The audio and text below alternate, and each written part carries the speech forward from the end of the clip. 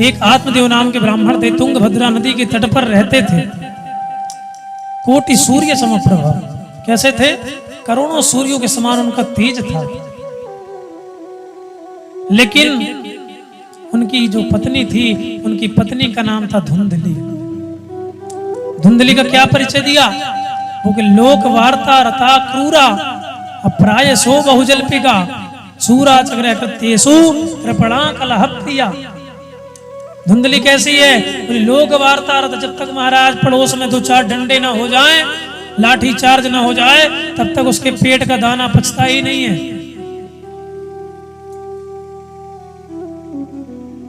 केवल कलह करती है। लेकिन उनके जो पति हैं बड़े विद्वान कर्मनिष्ठ ब्राह्मण हैं, उनके घर में सब कुछ है भगवान का दिया हुआ, लेकिन एक ही कष्ट है। क्या कष्ट है? कि उनके कोई पुत्र नहीं है, संतानहीन है। एक दिन बहुत दुखी हुए और दुखी होकर निकल पड़े जंगल में मरने के लिए। बैठकर रो ही रहे थे, तभी तक एक संत जी पधारे। संत जी ने देखा तो विचार किया कि हो सकता है मेरे राम के लिए रो रहा होगा।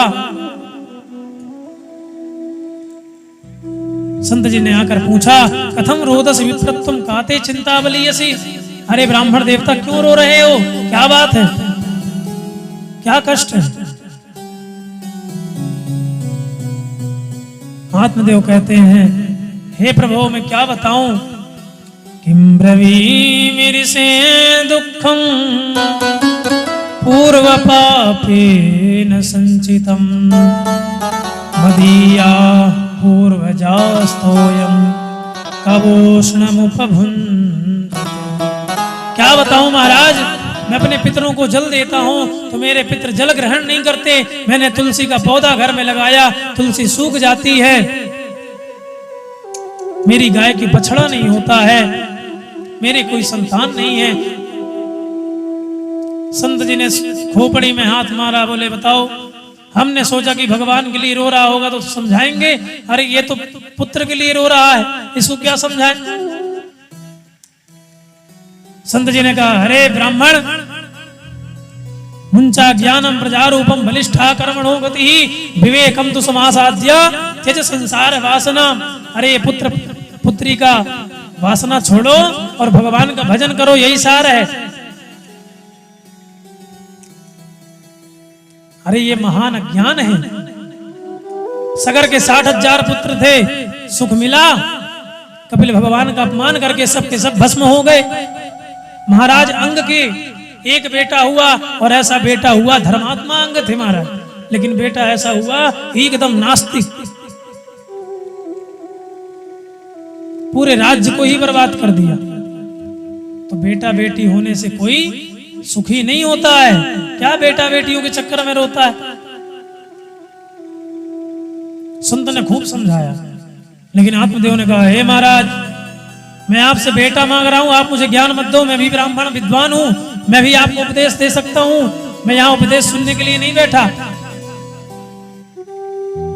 संत जी ने कहा, अरे तू इस जन्म की बात कर रहा है, सप्त जन्मावधि तवा पुत्रो नहीं बचा। इस जन्म का छोड़, तेरे अगले 7 जन्म तक कोई पुत्र नहीं होगा। तेरे हाथों की रेखा यही बता रही है। और महाराज जैसे ही संत जी ने ऐसा बताया, आत्मदेव ने इतनी जोर से पत्थर पर अपना सर पटका कि पूरा रक्त रंजित हो गया। अरे ब्राह्मण, ये क्या कर रहा है तू? महाराज, अगर तुमने मुझे बेटा नहीं दिया तो अच्छा नहीं होगा। अरे क्या अच्छा नहीं होगा? क्या करोगे तुम? बोले महाराज, करूंगा तो कुछ नहीं, लेकिन आपके सामने अपने प्राणों को दे दूंगा, त्याग कर दूंगा, और आपको ब्रह्म हत्या लगेगी, इस बात का ध्यान रखना। संत जी बेचारे सोचे, बताओ, हम अच्छे राम राम जा रहे थे, विचरण कर रहे थे, कहां से ब्रह्म हत्या बुलाए हमारी खोपड़ी फंस गई। संत जी ने खूब समझाया, लेकिन ब्राह्मण नहीं माना। संत जी ने अपने झोले से एक प्रसाद, एक फल निकाला और आत्मदेव को कहा, लो, अपनी पत्नी को इसे खिला देना, कुछ नियम कर लेना, तुम्हारे यहाँ पुत्र हो जाएगा, जाओ, हमारा आशीर्वाद। आत्मदेव बड़े प्रसन्न महाराज खिलाते हुए निकले वहां से। और जैसे ही घर के बाहर आए जोर से चिल्लाए, अरे बावली जल्दी निकाल, तेरे लिए बड़ा सुंदर फल लाया हूं।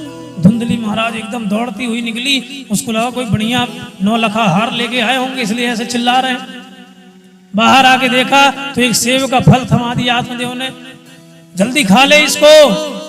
धुंधली ने कहा, है महाराज, मैंने सोचा इतनी जोर से बुला रहे हो तो हो सकता है कोई बढ़िया माल लेकर आए हो, ये क्या एक फल थमा दिया, मैंने कहीं फल नहीं खाया क्या?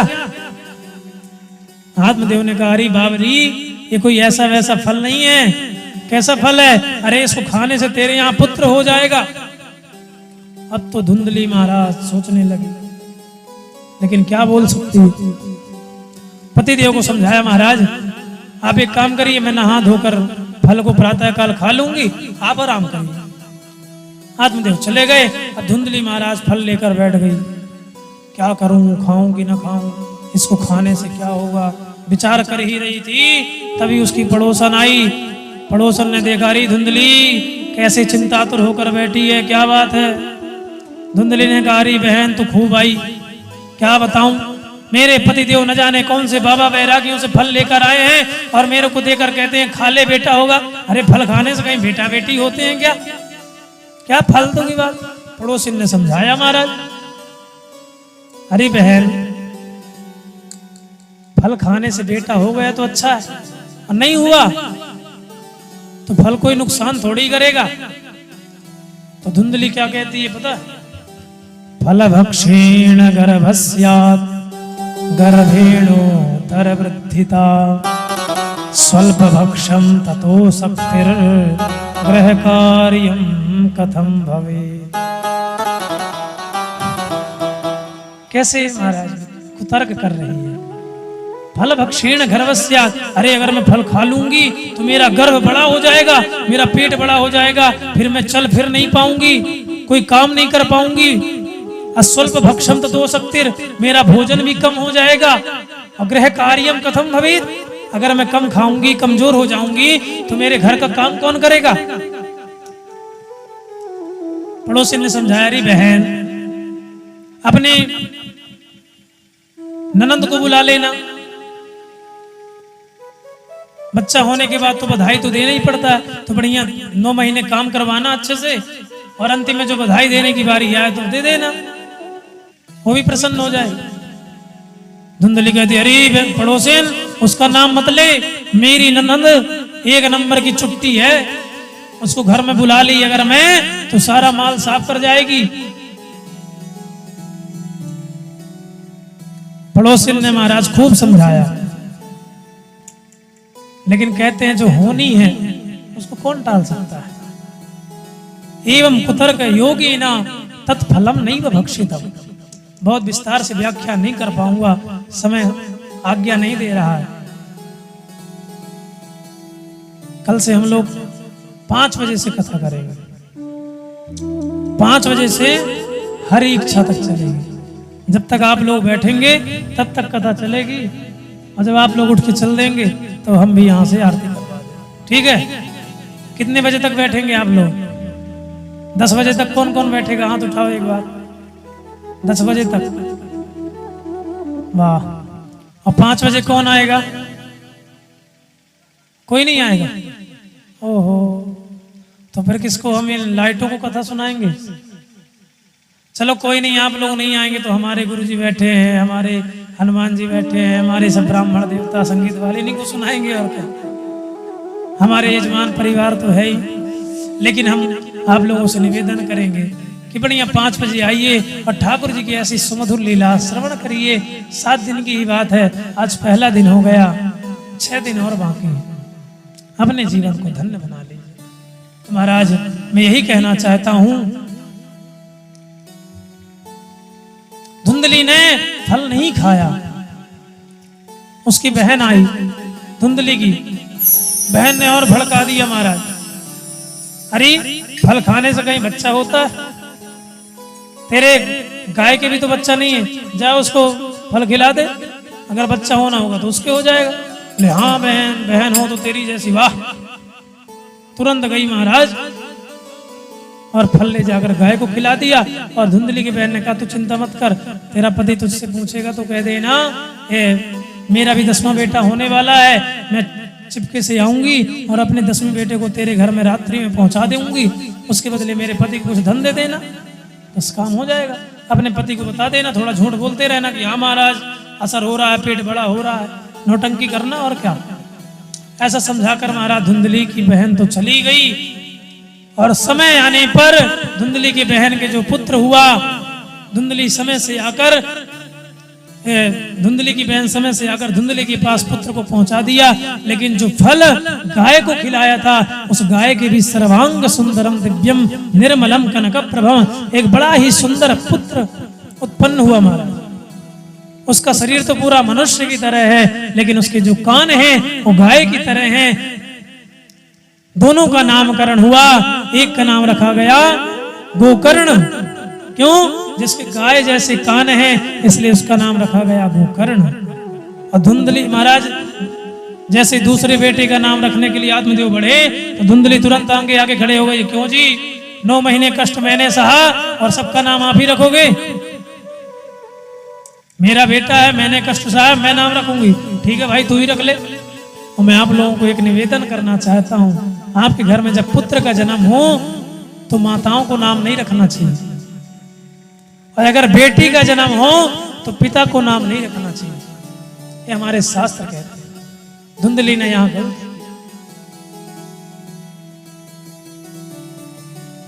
महाराज धुंधकारी नाम रखा। धुंधली ने कहा मेरा नाम धुंधली तो मेरे बेटे का नाम धुंधकारी। समय बीता, गोकर्णा पंडितो ज्ञानी धुंधकारी महाखला। समय आने पर दोनों बड़े हुए। गोकर्ण जी महाराज तो बड़े विद्वान, प्रकांड विद्वान निकले, लेकिन धुंधकारी महाराज महाखल निकला। दुराचार, भ्रष्टाचार, पापाचार इतना करने लगा कि अब क्या बताएं, आत्मदेव भी परेशान हो गए, रोने लगे। महाराज रोते हुए कहते हैं को तिष्ठामि को गच्छामि को मे दुखम व्यपोहयेत् प्राणास्त्यजामि दुखेना हा कष्टम मम संस्थित।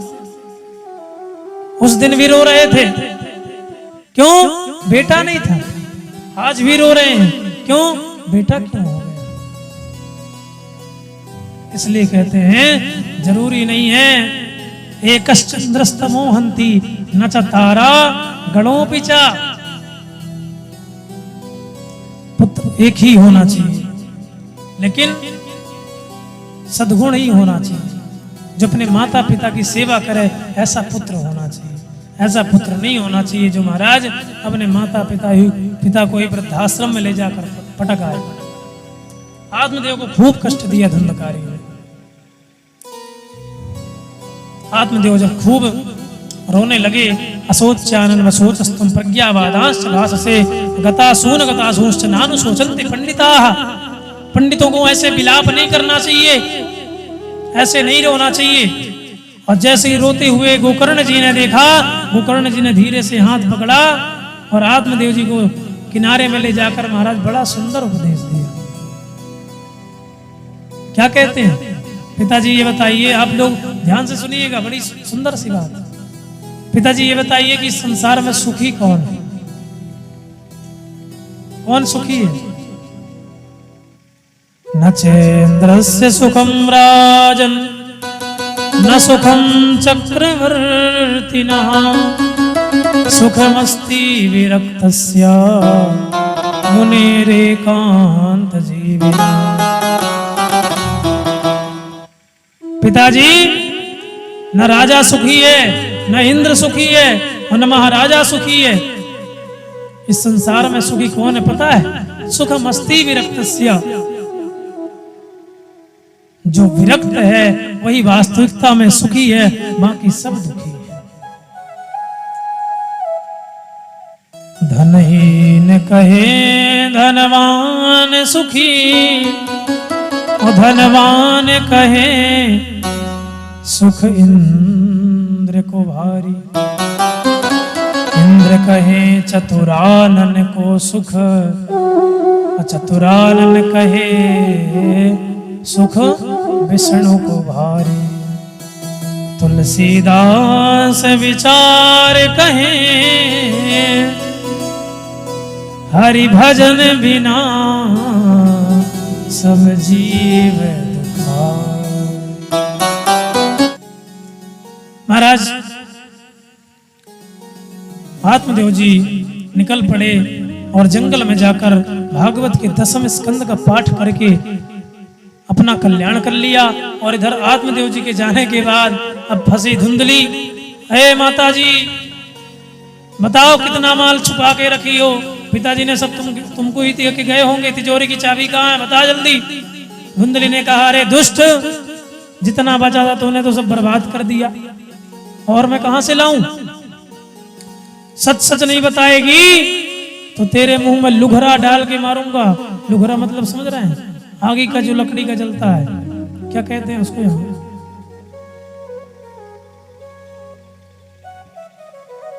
हमारे यहाँ लुघरा कहते हैं उसको। अंगार, आगे की जो अंगार होते हैं, क्या मुंह में आगे के अंगार डालकर मारूंगा? नहीं बताएगी तो। और डर के मारे धुंधली महाराज भागी वहां से और अंधकार में दिखा नहीं और एक कुआं में गिरकर धुंधली की भी मौत हो गई। और इतना कष्ट इस धुंधकारी ने दिया कि महाराज गोकर्ण जी ने भी विचार किया, पिताजी गए, माता जी गई, अब कहीं हमारा नंबर न लग जाए। गोकर्ण जी बहाना बनाए कि भैया हम कुछ दिन तीर्थ यात्रा करके आते हैं। ठीक है जाइए, वैसे भी आप यहाँ रहेंगे तो हमको टोका टाकी करेंगे और आप चले जाएंगे तो हम और फ्री हो जाएंगे, जाइए। गोकर्ण जी महाराज वहां से निकल पड़े। और जब गोकर्ण जी निकले तो धुंधकारी ने 5 गणिकाओं को लाकर महाराज घर में रख लिया। खूब चोरी करता, सारा माल लाकर उन गणिकाओं को दे देता। एक दिन गणिकाओं ने विचार किया कि न जाने कहां कहां से चोरी करके लाता है, और महाराज हम सबको देता है, और किसी दिन यदि राजा ने पकड़ लिया तो इसके साथ हम सब फंसेंगी। तो महाराज ऐसा षड्यंत्र रचाया। देखिए सुखदेव जी महाराज यहाँ पर सावधान करते हैं, ऐसी स्त्रियों पर कभी विश्वास नहीं करना चाहिए। बोले कैसे? सुधामयं वचो यासा कामिनां रसवर्धनम् हृदयं क्षुरधाराभं प्रियः को नाम योषिता। जो धन में बिकाऊ स्त्री हो, जिनका धन से प्रेम हो, ऐसी स्त्रियों पर कभी विश्वास नहीं करना चाहिए। गणिकाओं ने षड्यंत्र रचा और रचना बनाकर महाराज रात में खूब पिला दिया मदिरा। और जैसे ही धुंधकारी सोया, दोनों हाथ पैर बांध दिए, ऐसा गला दबाया, महाराज चिल्लाया बड़े जोर से। तो एक दौड़कर गई और इतने सारे अंगारा लेकर आई और उसके मुंह में ठूस ठूस कर भरा। और महाराज इतनी गंदी मृत्यु हुई उसकी, इतनी भयानक मृत्यु हुई धुंधकारी की, ऐसी मृत्यु किसी को नहीं।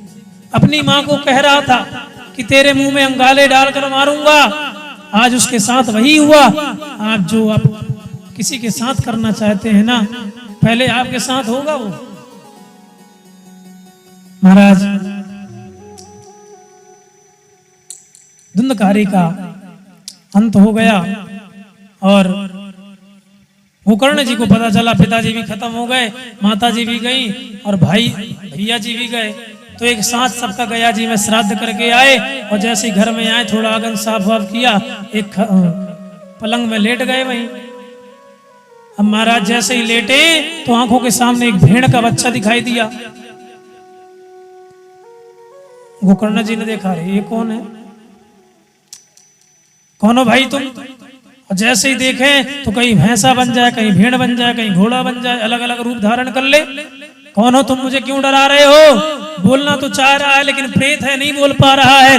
तुरंत गोकर्ण जी ने हाथ में जल लिया और हाथ में जल लेकर जैसे ही उस पर मारा, तुरंत बोल पड़ा, अहम भ्राता त्वदीयोऽस्मि धुंधुकारीति नामतः स्वकीयेनैव दोषेण ब्रह्मत्वं नासितं मया। क्या कहा? बड़े भैया मैं आपका भाई हूं, प्रेत योनि में पड़ा हुआ हूं, कुछ करके मेरी मुक्ति करो।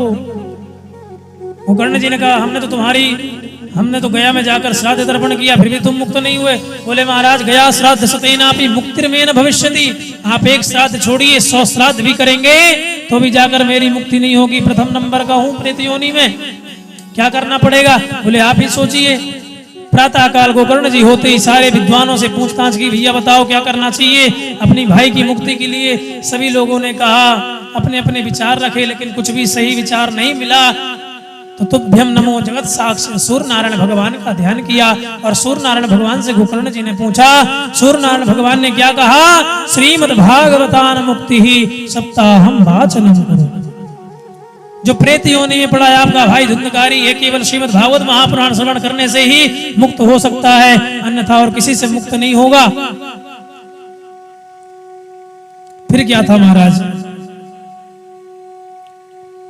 आषाढ़ मास में दिव्य भव्य श्रीमद् भागवत महापुराण का आयोजन रखा गया। धुंधकारी जो 7 गांठ का बांस होता है उस 7 गांठ में आकर बैठ गया। एक दिन की कथा हुई, एक गांठ फूट गई, दूसरे दिन की हुई, दूसरी गांठ फूट गई। ऐसे ही एवं सप्त दिनश्चैव सप्त ग्रंथि विभेदनम, ऐसी 7 दिनों में महाराज 7 ग्रंथि फूट गई। और सप्तम दिन धुंधकारी एक दिव्य रूप लेकर प्रकट हो गया और जैसे ही प्रकट हुआ आकाश से गड़गड़ाता हुआ विमान आया और विमान में धुंधकारी चढ़ गया। विमान में चढ़ते ही महाराज गोकर्ण जी ने पूछा, क्यों भैया यहाँ इतने सारे श्रोता हैं, सबने कथा सुनी है, तुम केवल अकेले एक विमान क्यों लाए हो? तो पार्षदों ने कहा, भैया गोकर्ण जी श्रवणस्य विभेदेन, सब लोग एक भावना से नहीं सुन रहे हैं, कोई कई भावना से सुन रहा है, कोई किसी भावना से सुन रहा है। केवल धुंधकारी ही ऐसा था जो अपने कल्याण की भावना से कथा सुन रहा था, इसलिए केवल धुंधकारी की मुक्ति। सभी श्रोता बेचारे उदास हो गए। गोकर्ण जी ने कहा, चिंता मत करो, हम दोबारा कथा करेंगे। और श्रावण मास में पुनः दिव्य आयोजन किया। दिव्य आयोजन हुआ। इस बार सब लोग बड़े सावधान है, सावधानी से कथा सुन रहे हैं। और जैसे ही 7वां दिन पूरा हुआ, कथा समाप्त हुई, तो महाराज जितने श्रोता थे उतने विमान आए और गोकर्ण जी को लेने के लिए साक्षात स्वयं ठाकुर जी अपना विमान लेकर पहुंचे। बोले भक्तवत्सल भगवान की जय हो, बोले गोकर्ण जी महाराज की जय।